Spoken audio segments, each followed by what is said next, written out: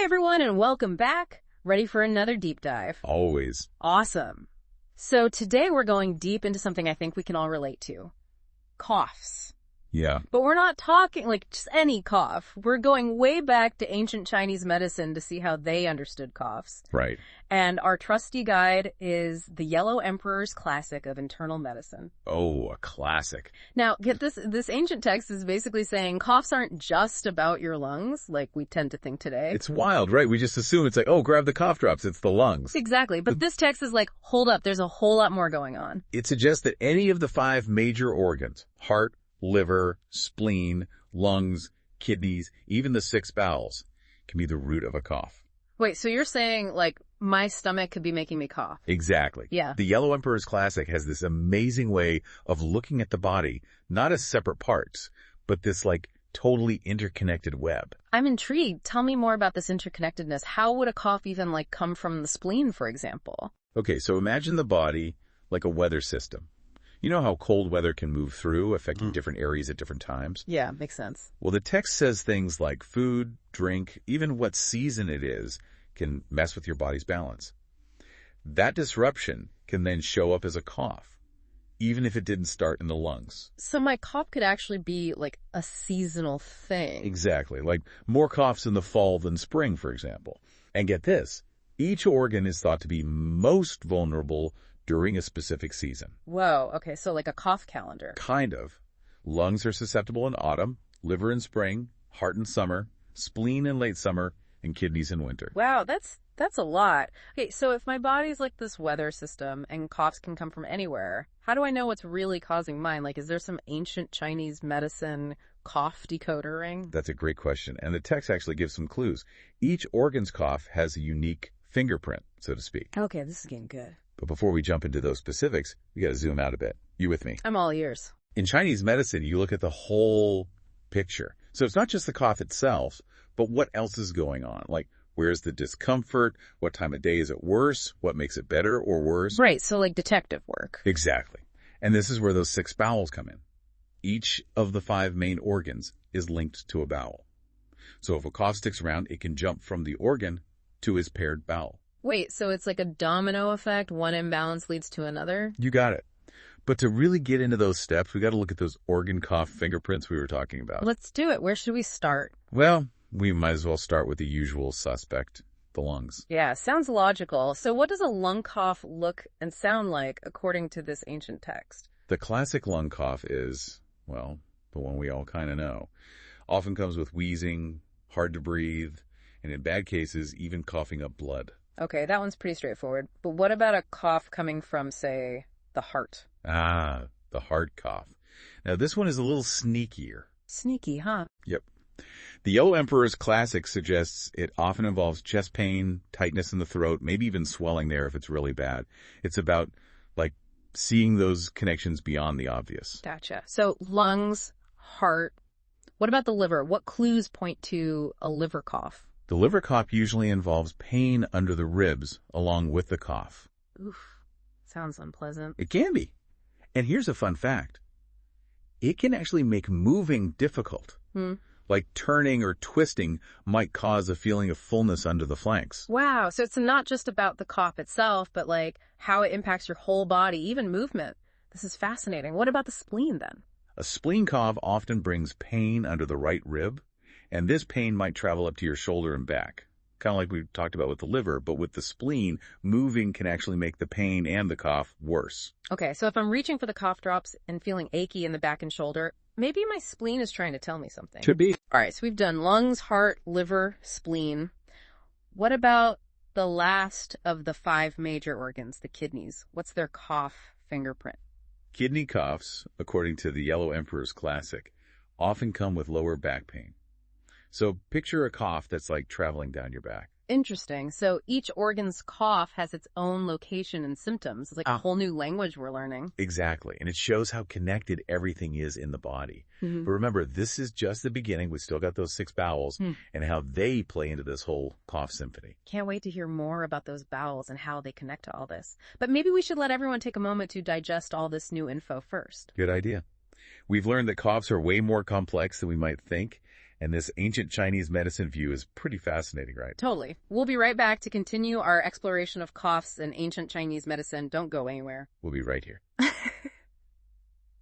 Welcome back, everybody. Before the break, we were talking about those unique organ cough fingerprints, right? Yeah, it's like we're cracking a secret code or something. But you also mentioned the 6 bowels, and I'm dying to know how they fit into all of this. Oh, yes, the 6 bowels. Yeah. They make things even more interesting. So remember how we said a cough can move from the organ to its paired bowel? Yeah, the domino effect. Right. So let's say you have a cough hanging around coming from the spleen. Okay. Well, we know a spleen cough often comes with pain under the right rib, maybe going up to the shoulder and back. If that cough doesn't quit, the text says it can then mess with the stomach, its paired bowel. Oh, you mentioned a stomach cough earlier, and I gotta admit, that one kind of grossed me out. Yeah, it can be a bit rough. Imagine a cough that comes with vomiting. And in some cases, the text even says you could cough up worms. Okay. I'm good on that visual. So spleen cough, then stomach issues? Yeah. What about the other organ bowel pairs? Are there other examples like that? Totally.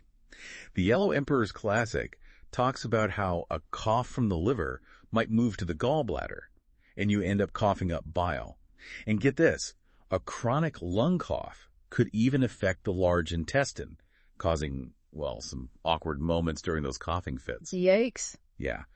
But it really highlights how interconnected everything is, right? Totally. So it's not just one organ causing the cough, but the cough itself can then create problems elsewhere. It's mind-blowing. Exactly. This whole idea of imbalances setting off chain reactions is really central to how the Yellow Emperor's Classic understands the body.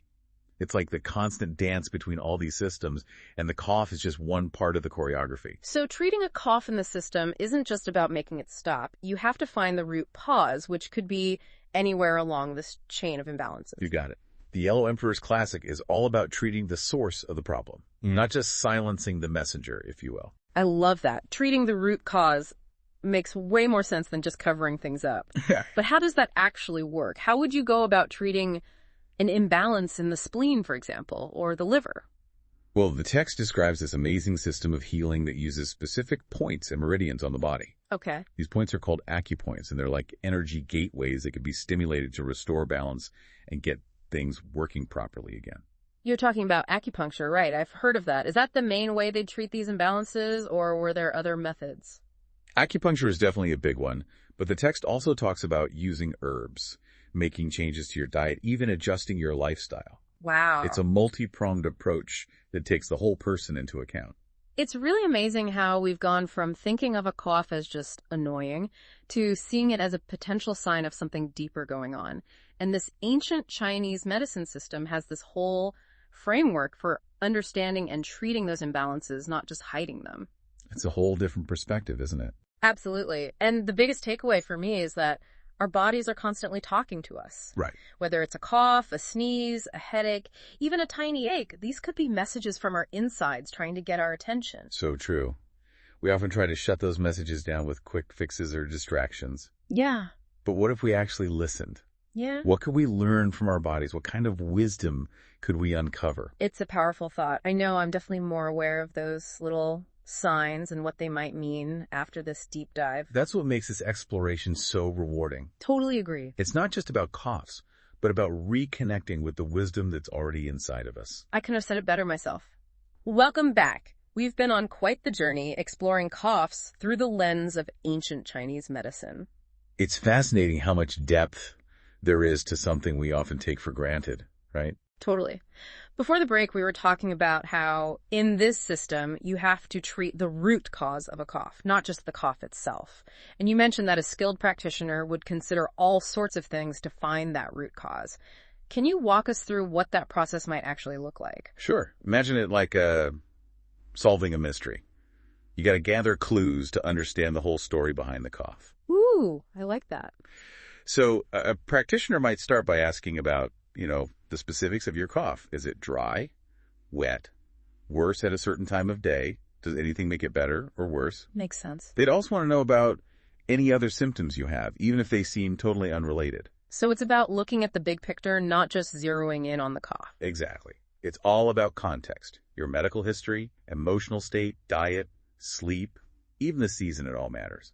These things help the practitioner figure out your overall balance, or imbalance, I should say. So it's a very personalized approach then, like no one-size-fits-all solution. Right. That's what's so cool about this ancient system. It respects how complex and unique each person is. There's no magic bullet for a cough because really the cough isn't the problem. It's like a signal trying to tell you something's up. So the goal is to understand the message, not just shut it up. Yeah. And that takes a lot of self-awareness, huh? Like really paying attention to what your body's saying. Definitely.